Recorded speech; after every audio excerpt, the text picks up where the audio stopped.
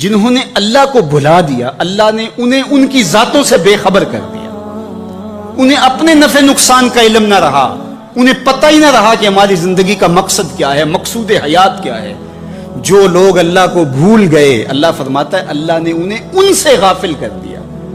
اللہ جب کسی سے ناراض ہوتا ہے تو ہدایت چھین لیتا ہے،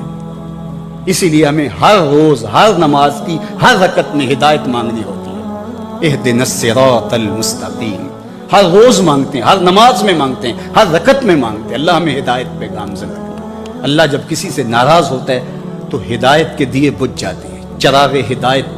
بجھا دیے جاتے ہیں، اندھیروں میں بھٹکنے لگتا ہے، شیطان اس کو دھوکے میں مبتلا کر دیتا ہے، اسی زندگی کو مقصود زندگی سمجھ لیتا ہے، اس شراب کو آب حیات سمجھ لیتا ہے، اور ساری زندگی بھٹکتے بھٹکتے ایک دن اچانک جب سامنے موت آتی ہے تو پھر آنکھیں کھلتی ہیں، لیکن پھر پچھتانے کا کیا فائدہ۔ تو کہا جو لوگ اللہ سے غافل ہو جاتے ہیں اللہ جل شانہ انہیں ان کی ذاتوں سے بے خبر کر دیتا ہے، وہ خود آشنا بھی نہیں رہتے۔ جو خدا فراموش ہوتے ہیں وہ خود فراموش ہو جاتے ہیں۔ اور مجھے بتاؤ جو خود فراموش ہو جائے اس کے پلے بچا کیا؟ اقبال نے کہا تھا نا، اپنے من میں ڈوب کر پا جا سراغ زندگی، تو میرا نہیں بنتا تو نہ بن، اپنا تو بن۔ اور جو اپنا بھی نہ ہو، جس کو یہ بھی نہ پتا ہو کہ میں ہوں کون، میں کہاں ہوں، میرا مقصد زندگی کیا ہے، مقصد حیات کیا ہے، کھانا پینا اور لذتوں کا حصول، یہ تو چوپائے بھی کرتے ہیں، تو اشرف المخلوقات کاہے کا ہے۔ یہ زندگی تو ان کی بھی ہے کہ وہ اچھا کھاتے ہیں، تم تو ایک پاؤ بھر گوشت کھا لیتے ہو، اور شیر روز ایک ہرن جو ہے وہ چاٹ جاتا ہے، وہ تیرے سے زیادہ کھاتا ہے، تیرے سے زیادہ طاقتور ہے، ہاتھی کا جسم تیرے سے کہیں بڑا ہے، پرندے ہواؤں میں اڑتے ہیں، مچھلی پانی کی تہوں میں اتر جاتی ہیں، عقاب کی نظروں اور بلندی پرواز کی دیکھنے والی ہوتی ہے، کرگس کہاں سے کہاں تک سونگ لیتی ہے، ان کی قوت شامہ تیرے سے بڑی ہے، لیکن اس کے باوجود بھی افضل تو، اشرف بھی تو، اور اللہ نے اپنی نیابت کا تاج تیرے سر پہ رکھا ہے۔ جب تو اپنے آپ سے ہی آگاہ نہیں ہے تو پھر تو ہے کیا؟ تو راز کن فقاں ہے، اپنی آنکھوں پر عیاں ہو جا، خودی کا رازداں ہو جا، خدا کا ترجمہ ہو جا، خودی میں ڈوب جا غافل، یہ سر زندگانی ہے، نکل کر حلقۂ شام و سحر سے جاوداں ہو جا، مسافے زندگی میں سیرت فولاد پیدا کر، شبستان محبت میں حریر و پرنیاں ہو جا، گزر جا بن کے سیلے تند رو کو ہو بیاباں سے، گلستان راہ میں آئے تو جوئے نغمہ خاں ہو جا، تیرے علم و محبت کی نہیں ہے انتہا کوئی، نہیں ہے تجھ سے بڑھ کر ساز فطرت میں نوا کو،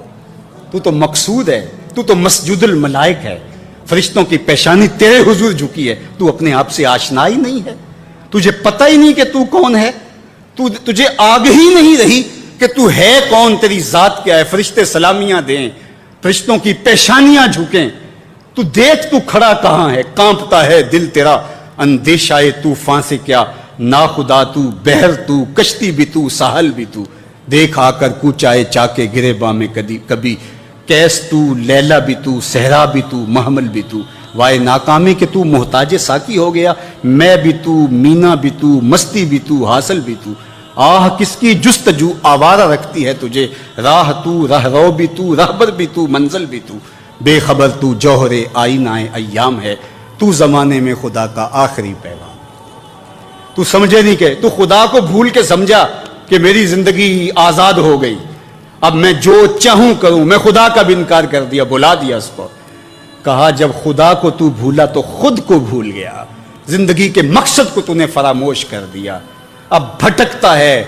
ارض فلات میں، جنگل میں پڑے ہوئے خشک پتے کی طرح، جس کو ہوائیں کبھی ادھر اڑا دیتی ہیں کبھی ادھر اڑا دیتی ہیں، مقصد حیات کا علم نہیں ہے، تو کون ہے، کہاں ہے، تیرا مقصد زندگی کیا ہے، خدا کو بھولنے کا یہ نتیجہ ہے جو تجھے بھگتنا پڑ رہا ہے۔ خدا آشنا ہو جا، خود آشنا ہو جائے گا، تجھے ذات سے آگہی ہو جائے گی، من کا شعور مل جائے گا، تجھے پتا چلے گا کہ میں کون ہوں، میری زندگی کا مقصد مقصود کیا ہے۔ تو اگر تو ایسا نہیں کرے گا تو اللہ تجھے تیرے سے بے خبر کر، تیری ٹانگیں نہیں توڑ دی جائیں گی، تیرا رزق نہیں چھین لیا جائے گا، تیری آنکھوں سے روشنی نہیں اچکی جائے گی، تیرے کانوں کی سماعت نہیں کھینچ لی جائے گی، یہ سب کچھ ہوگا لیکن مقصد زندگی نہیں ہوگا۔ بندہ سمجھتا ہے میں نے انکار کیا تو کیا ہو گیا، میاں اللہ نے تجھ سے ہدایت لے لی۔ کسی زمانے میں ایک شخص نے عیسائیت قبول کر لی اسلام چھوڑ کے، تو کچھ لوگ اس کو سمجھانے کے لیے علاقے بھر کے علماء جمع ہو کے گئے کہ یہ عجیب ماجرا ہے، تم نے اسلام چھوڑ دیا؟ اس نے کہا ایک دن سخت سردی تھی اور میں نماز پڑھنے لگا تو بے وضو ہی پڑھ لی، اور بڑا ڈرا کہ یہ بہت زیادتی کی میں نے، تو لیکن مجھے ڈر لگ رہا تھا نماز کی حالت میں کہ کہیں اللہ کا قہر نازل نہ ہو جائے، لیکن کچھ بھی نہ ہوا۔ پھر ایک دن میرے پہ غسل واجب تھا اور میں نے اس حالت کے اندر نماز پڑھ لی، اور اس دن میں پھر ڈرا کہ یار زیادتی کی ہے تم نے، اللہ کا قہر آج ضرور نازل ہوگا، لیکن سلام پھرا، میں معمول کی زندگی گزارنے لگا۔ میں نے کہا اسلام تو دین ہی سچا نہیں ہے، میں اتنی توہین کی ہے، اتنی تذلیل کی ہے اس دین کی، لیکن مجھے کچھ نہیں ہوا، تو میں نے چھوڑ دیا اسلام کو۔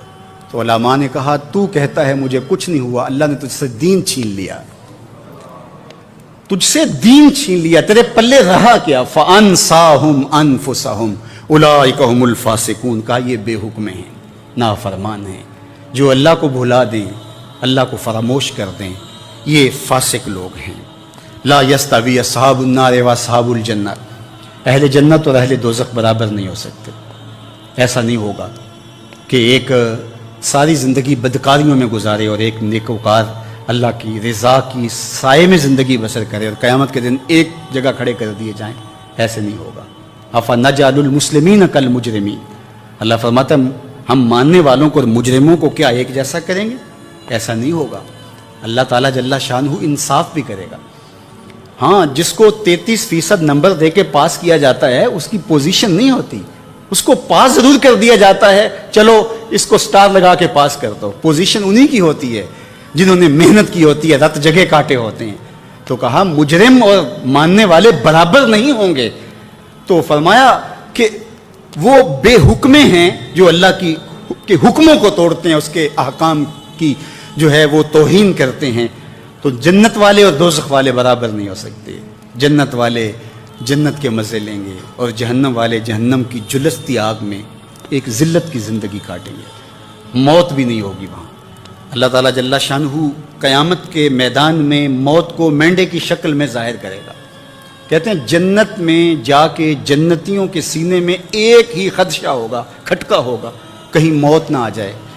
اور یہ نعمتیں چھن نہ جائیں، اور جو جہنمی ہے ان کے سینے میں ایک ہی امید کا چراغ روشن ہوگا، کبھی موت آ گئی تو مر جائیں، جان چھوٹ جائے۔ پھر مینڈے کی شکل میں روایت میں آتا ہے کہ موت کو لایا جائے گا، جنتی جنت سے، جہنمی جہنم سے گردنیں نکال کے اس منظر کو دیکھ رہے ہوں گے، پھر موت کو ذبح کر دیا جائے گا۔ جنتی اتنے خوش ہوں گے کہ اگر موت کو موت نہ آئی ہوتی تو یہ خوشی سے مر جاتے، اور جہنمی اتنے افسردہ اور دکھی ہوں گے کہ اگر موت کو موت نہ آئی ہوتی تو یہ صدمے سے مر جاتے۔ اب موت بھی نہیں ہے، جلو جہنم میں، اور یہ جنت والے فائز المراں، اصحاب الجنت هم الفائزون، یہ کامیاب اور بامراد۔ اللہ اہل جنت سے کہے گا کہ اردیتم، کیا تم راضی ہو؟ تو وہ کہیں گے ہمیں کیا ہوا کہ ہم راضی نہ ہو، ہمیں تو وہ ملا کہ جس کا ہم تصور بھی نہیں کر سکتے تھے۔ عمومی طور پہ لوگوں سے لوگ ہنس ہنس کے بات کر رہے ہوتے ہیں، گھر میں ان کا رویہ کچھ اور ہوتا ہے۔ کسی شخص کی سیرت کو پہچاننے کا بہترین ضابطہ کیا ہے، یہ دیکھا جائے کہ وہ اپنی بیوی کے ساتھ کیسا ہے، اور یہ ضابطہ خود میرے حضور نے دیا، تم میں سے سب سے بہتر وہ ہے جو اپنے اہل خانہ کے ساتھ بہتر ہے، اور میں تم میں سب سے زیادہ اپنے اہل خانہ کے ساتھ بہتر ہوں۔ جب حضور کا وصال ہوتا ہے تو 9 ازواج حضور کے نکاح میں تھی، کسی ایک کو بھی میرے حضور پہ شکایت نہیں تھی۔ یہ حضور کا انصاف، ان کو وقت دینا، ان کے لیے حضور علیہ السلام کا ایثار اور ان کے لیے حضور کی محبتیں۔ حضرت خدیجہ الکبریٰ رضی اللہ تعالی عنہ کا ذکر کرتے ہیں ان کے وصال کے بعد تو حضور کی آنکھیں چھلک پڑتی ہیں، اور جانور ذبح کرتے ہیں اور گوشت کے ٹکڑے ان کے سہیلیوں کے گھروں بھیجتے ہیں۔ حضرت عائشہ رضی اللہ تعالیٰ عنہ فرماتی ہیں میرا ان سے جو رشتہ تھا تو مجھ سے نہ رہا گیا، میں نے ایک دن کہہ دیا حضور آپ اس بوڑھی عورت کا ذکر نہیں چھوڑتے، بڑھاپے کی وجہ سے جس کے ہونٹوں کے گوشے بھی رنگ بدل گئے تھے۔ تو حضور علیہ السلام کے چہرے پہ جلال آیا، فرمایا عائشہ تم مجھے خدیجہ کے بارے تکلیف نہ دو، جب پورے مکے نے میرا انکار کیا تھا اس نے میرا اقرار کیا تھا، میں اس کا ذکر کیسے چھوڑ سکتا ہوں۔ اور حضرت عائشہ رضی اللہ تعالی عنہ فرماتی ہیں کہ حضور تشریف لائے اور میں آپ خورے میں پانی پی رہی تھی، تو حضور نے مجھے دیکھا تو دودھ سے کہا عائشہ تھوڑا سا پانی میرے لیے بھی چھوڑنا، تو فرماتی ہے میں نے پانی چھوڑ دیا، حضور نے میرے ہاتھ سے آب خورا لیا، پینے لگے تو پھر رک گئے اور میرے سے مخاطبہ کرتے ہوئے کہا حمیرہ، یہ حضور لاڈ سے انہیں کہا کرتے تھے، حمیرہ ذرا بتانا تم نے ہونٹ کہاں لگائے تھے؟ میں وہاں ہونٹ رکھ کے پانی پینا چاہتا ہوں، مجھے یہ بتاؤ اگر شوہر کا رویہ بیوی کے ساتھ یہ ہوگا تو گھر جنت کا ٹکڑا بنے گا یا نہیں؟